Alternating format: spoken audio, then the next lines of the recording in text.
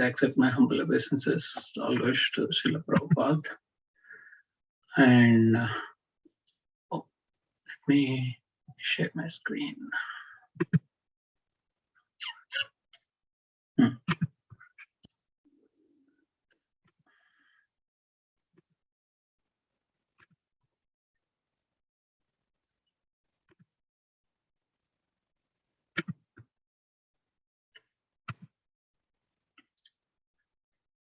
Okay, please accept my humble obeisance and all glory Srila Prabhupada.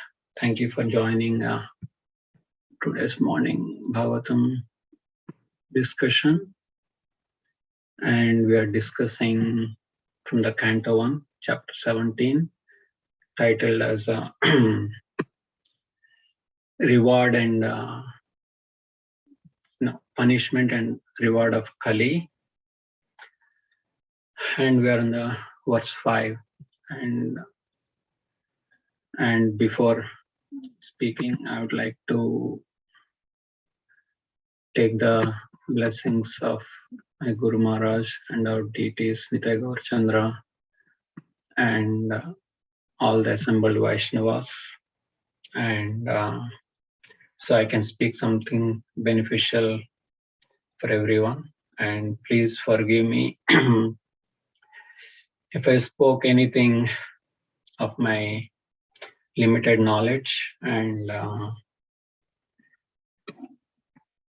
okay, with that, let's recite the prayers.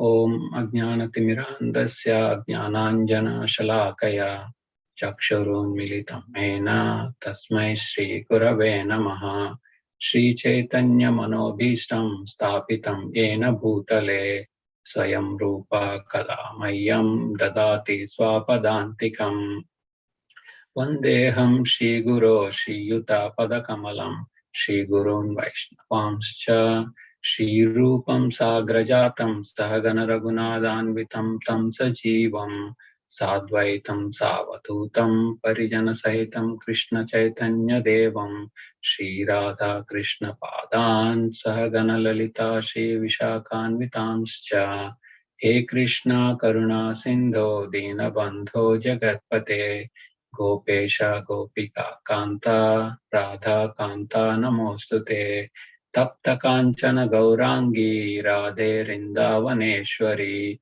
Rishabhanu Sute Devi Pranamami Haripriye Vancha Kalpatarubhyascha Kripa Sindhubhya Evacha Patitanam Pavanebhyo Vaishnavebhyo Namo Namaha Jai Shri Krishna Chaitanya Prabhu Nityananda Shri Advaita Gadadhara Shivasadi Gaura Bhaktarinda Hare Krishna Krishna Krishna Hare Hare Hare Rama Rama Rama Hare Hare. Bhagavatam prayers. Narayanam Namaskrityam Naram Chaiva Narottamam Devim Saraswatim Vyasam Tato Jayam Udirayet Nashtaprayeshu Abhadreshu Nityam Bhagavata Sevaya Bhagavati Uttama Sloke Bhaktir Bhavati Naistukim. Om Namo Bhagavate Vasudevaya. Om Namo Bhagavate Vasudevaya. Om Namo Bhagavate Vasudevaya. Okay, let's recite the verse.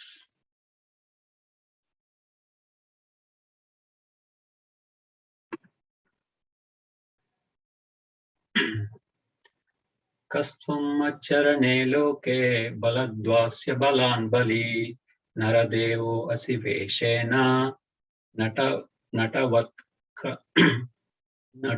karman advijaha. Kastvam acharane loke baladvasya balan bali naradevo asiveshena natavat karman advijaha. Synonyms. Kah, who are, Tvam, you, Mat, my, Sharane, under protection, Loke, in this world, Palat, by force. Hamsi, killing. Abalan, those who are helpless. Bali, although full of strength. Naradeva, man god. Asi, appear to be. Veshena, by your dress. Natavat, like a theatrical player. Karmana, by deeds. Advijaha, a man not twice born by culture. Translation. Oh, who are you? You appear to be strong, and yet you dare kill within my protection those who are helpless. By your dress, you pose yourselves to be a godly man, but by your deeds, you are opposing the principles of the twice-born Kshatriyas. Purport by His Divine Grace, Abhay Charananda Devadananda Swami Srila Prabhupada. Srila Prabhupada ki jai.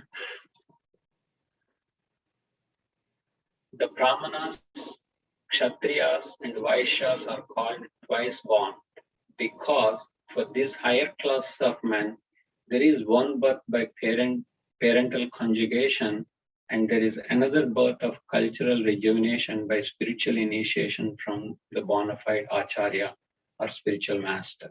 So, a Kshatriya is also twice born like a Brahmana, and his duty is to give protection to the helpless. The Kshatriya king, considered to be the representative of God to give protection to the helpless and chastise the miscreants.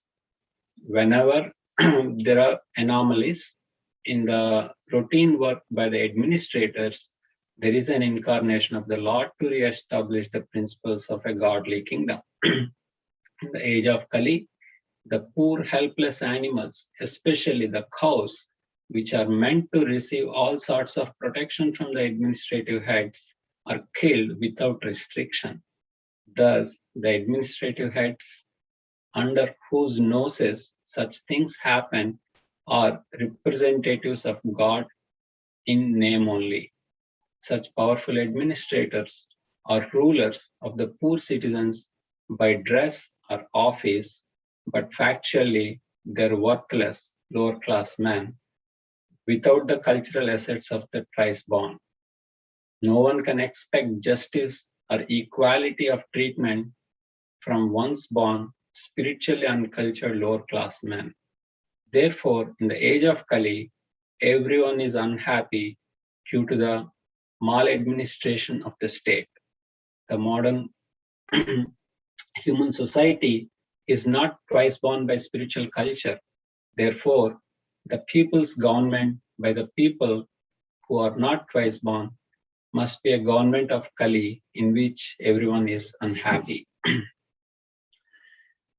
So, like basically on this was, they're talking mainly about qualities of the duties of a Kshatriya. And before going further, I just want to quickly summarize what happened until now. And so, as the Kali entered the kingdom of Parikshit Maharaj, and he understood, and then he was traveling across, and he conquered wherever adharma is there. And during the process, and Dharma in the form of bull, asking questions to Dharani in the form of cow for her grief-stricken look, very meek. And so the questions the bull put to, many questions bull put to cow, out of which one of the questions was like, are you lamenting because the disorder created by so-called administrators bewildered by Kali? Being so, Dharani responds, yeah, there are many things. One is that dharma is being destroyed. When the Lord was present, dharma, like you yourself, was standing on four legs and bringing all happiness to the world. And also all the questions, whatever you mentioned, all those are the cause of my lamentation. And that was the last chapter. And in this chapter, where Parikshit Maharaj encounters the bull and the cow, and then by seeing their distressed condition, Parikshit Maharaj addresses the following questions to the person, the Kali, who is dressed up in the form of, like, in the Veshana, like in the dress of a king, but his actions are not meant like acting like a king. So basically, king's duty is to protect the helpless living entities who are part of the kingdom. So I think this is Kshatriya means Kshatrayate iti Kshatriya, like one who gives protection to those who needs protection is a Kshatriya. Praja, like it's again a Sanskrit word, and it seems Prabhupada translated it to Ja means Janma, and Praja means like who taken birth in the kingdom. Like basically, when our Kshatriya has to protect the Praja, means like anyone who took the birth in that particular kingdom. Every citizen who is helpless in the kingdom needs to be protected by the Kshatriyas. So whereas when we consider current leaders, always when we say Praja, the citizen, like the translation generally used as citizens, and they consider the citizen means a human being, and not including all other living entities who are in their custody. So with that misunderstanding, so they approve so many slaughterhouses, and what economical reason or whatever they consider to be economical, or to make more economy running. So they approve these slaughterhouses for animal killing, especially for cows and bulls, which need to be protected. As per the Vedic culture suggests to protect these 5 classes like cows, women, children, elderly, and brahmanas. And it's not that to ignore other classes, but these 5 classes are very vulnerable to be exploited or to take injustice against them. When they're exploited, it's very harmful for the society. So it's the same thing like in the Bhagavad Gita, in the first chapter, he quotes one of the reasons for not fighting the war is this, like because the women will unprotected and children, and then all the dharma would be spoiled. And a king has to be very, very alert. King Parikshit is very duty bound, and he is a very expert king. And on frequent times, he wander around the kingdom to make sure that all the principles of dharma are followed. And whenever he finds something dharma is not followed, he would rebuke them or punish them according to the thing, anyone who violated the principles. And while he came across the Kali, ill-treating the bull, and Parikshit Maharaj addressing him like, you dress like a king, and a king means he needs to be noble. He has to protect the principles of religion and protect the helpless. And your actions are nowhere close enough to those things. And who are you? So in the verse, it is mentioned as Naradeva, as a man god or a godly man.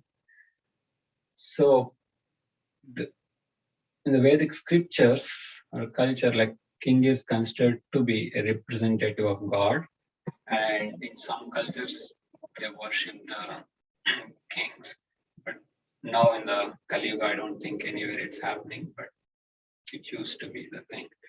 So though in the Varnashrama system, we consider Brahmanas to be the highest, and they're considered to be head or the brain or the main thinking power of the Vishnu, right? Head of the Vishnu.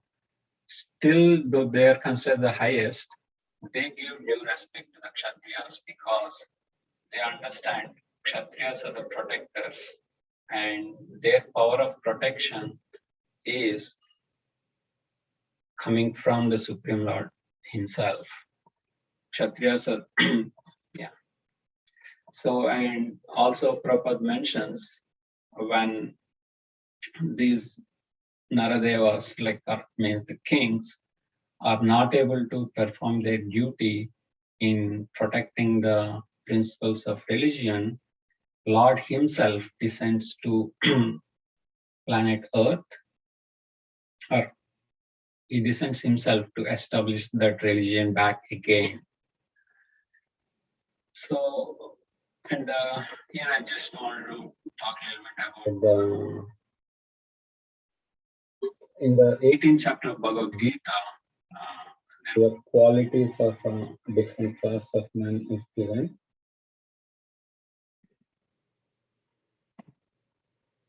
So, 41, like Brahmanas, Kshatriyas, Vaishyas, and Sudras are distinguished by the qualities born of their own nature in accordance with the material modes, post chastiser of the enemy.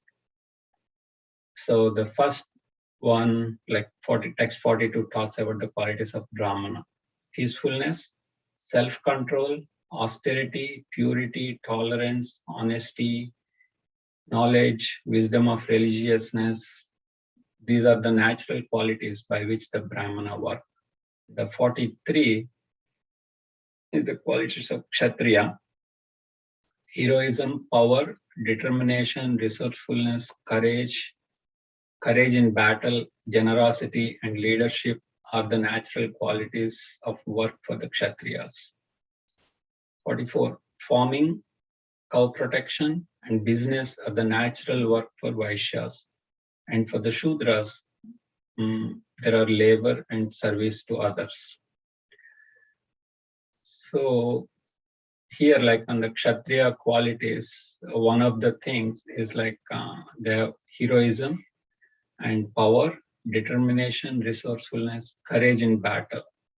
Whereas, like if we consider the modern day leaders who are the rulers of the countries or anyone,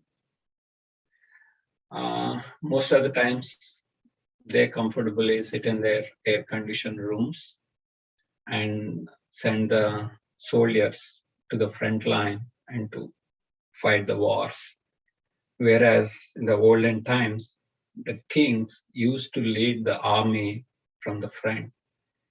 Whenever a war happens, the king would be the first person in the war to face the enemies.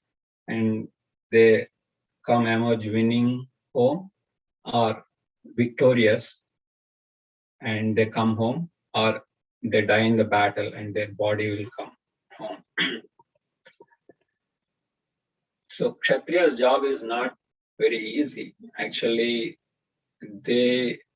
once they took up the role, so means they're willing to give up their life in order to protect their citizens. It's not a simple job. Brahmanas who are under the protection of Kshatriyas, they stay in their cozy homes and chanting the mantras or performing sacrifices, staying comfortably. Whereas Kshatriyas, they have to go out and always they have to be very alert and need to be available for any time for the call of the citizens for help. So there's a quick thing, like as an example for that, like in Ramayana, I would have heard like Rama held a bell in front of the palace, and that bell, if anyone who is in distress, They just have to come and ring the bell, and they would be heard, and then the just would be brought to them. So so we have to follow whatever position we are in, be a Brahmana, Kshatriya, Vaishya, or Shudra, have set duties to be performed. But as we all know that Kali Yuga is in the process of degradation and age of quarrel and hypocrisy. So it's not really possible. Where did the decline started? So the decline started when, before that, so in the current world, if we look at it, so some people, at least in India, people still believe that, okay, I was born in Brahmana family, I need to be respected, or I'm Kshatriya, Vaishya, all those classes are still there just for the namesake, but not for the real purpose of their duties. But whereas if we consider in the current world, everyone is fighting for their rights, but no one is thinking about what's their duties and responsibilities. But if we look at it, first someone has to consider their duties and responsibilities before their rights. Like if I don't know what my duty or responsibility and I'm going and asking for my right, there is no meaning. An example means it's a very crude example, I just want to put it. So in a company, if I've joined as a worker and I have specific duties and responsibilities, I just have to perform those duties. And I cannot go and ask for my rights saying that, oh, I do not have any decision making, I cannot do this, I do not have freedom.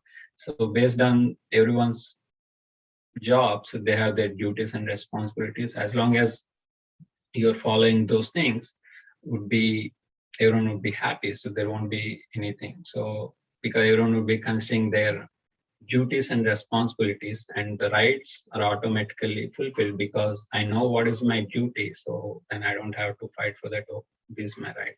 But in the current world, if we look for everything, there is a movement like human rights movement, women's rights movement. I'm not arguing they're wrong, but only thing they need to understand mainly the duties or the dharma of the current age, and then they have to act accordingly. So always Kshatriyas are always responsible for any misdeeds performed by the citizens of the kingdom. They get some part of the karma of the citizens to them. So in order to handle that that karma, whatever they're receiving, they need to be spiritually very strong to handle those things. When they're not very strong, that karma will take over the things, and then the decisions and the mind would be taken over slowly, and then the decisions and all won't be the righteous. So, and by understanding all these things, right? So where basically the decline started when Shringi is the highest class of the Brahmanas, was born, son of the sage Shaunaka, not able to control his anger. He punished King Parikshit, though he is a very righteous king and he should not have cursed, but he misuses his power of Brahmanical power. So with that, the Kali chose the opportunity to enter this world through the highest authority. and that slowly trickled down to from Brahmanas to Kshatriyas and Vaishyas and Sudras, and now it is spread across, and no one wanted to care about the authority. Why no one wanted to care about the authority? Because the authorities are not really who are supposed to lead the subjects, and they're not able to lead them properly. So the people don't want to respect the authority. Besides, everyone wanted their freedom, and they need to be because they're not guided properly by the authorities. So everyone wanted to do their own way. So everyone wanted freedom and independent. And so the problem started at the Brahmana level, where the Shringi cursed the Parikshit Maharaj. In order to fix this issue, right? So most of the people who are in IT, so we all know that, like, always you'll be using the word like root cause analysis, right? So you have to go to the root of the problem and then try to fix it, or what caused it, and fix it so it won't happen again. So would it be possible to fix that in the current age? I don't think it would be very easy to implement the same system, whatever is there, the Varnashrama, here into the Kali Yuga. So Prabhupada very tactfully given us the Daiva Varnashrama Dharma. So wherever you are, you perform your duties, but develop your consciousness towards God and perform your duties unto the with the consciousness of God. So then we won't incur any sins, and we would be righteous in our actions and all.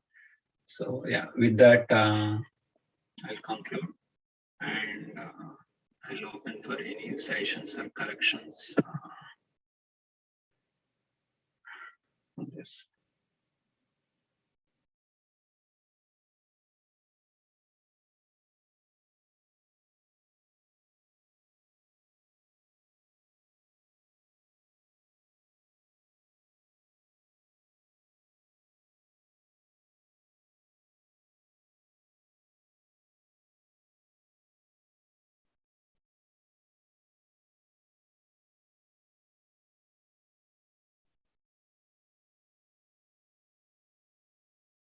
Okay, Lingaraj Prabhu, I think no one might have any sessions or comments. Maybe we can close the session, and wish you all advanced Janmashtami, and Vancha kalpatarupyascha kripa sindhubhyo cha patitanam pavanebhyo vaishnavebhyo namo namaha. Thank you, Prabhu.